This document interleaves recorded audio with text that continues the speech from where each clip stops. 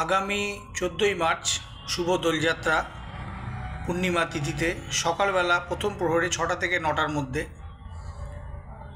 মা লক্ষ্মী ও নারায়ণের যথাসাধ্য পূজা করুন। আপনার ইষ্ট দেবতারও পূজা করুন, সঙ্গে মা লক্ষ্মী নারায়ণের যথাসাধ্য পূজা করুন।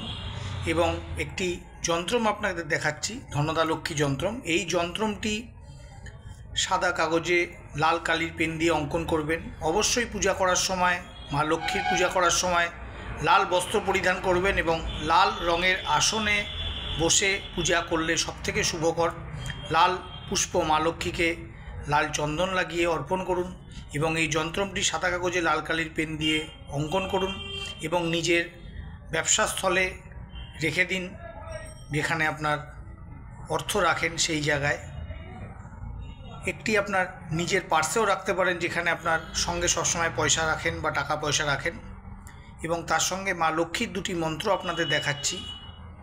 একটি মা লক্ষ্মীর গায়ত্রী মন্ত্র, অন্যটি প্রণাম মন্ত্র। এই মন্ত্র দুটি একসাথে 108 বার করগুণেও জপ করতে পারেন, যদি কোনো মালায় জপ করতে না পারেন তো অবশ্যই করুন। এটি কালকে দোল পূর্ণিমার বিশেষ শুভ তিথিতে অবশ্যই সমস্ত আর্থিক সমস্যা, সমস্ত ধরনের বাণিজ্য, কর্ম, সমস্ত জায়গায় যা সমস্যা আছে সেগুলো দূরীকরণ হবে। এছাড়া আপনারা যে যার সঙ্গে পরামর্শ করতে চান, যদি কোনো জ্যোতিষের পরামর্শ নিতে চান তো নিতেই পারেন এবং সেক্ষেত্রে ধনদা কবচ ধারণ করতে পারেন এই বিশেষ দিনে, সেটি বিশেষ শুভকর। তো অবশ্যই করুন। আপনাদের আমি যন্ত্রমটি এবং মন্ত্র দুটি এরপরেই লিখে আপনাদের দেখাচ্ছি এটাকে অবশ্যই আপনারা নোট ডাউন করে নিন, করুন। শুভ ফল অবশ্যই পাবেন।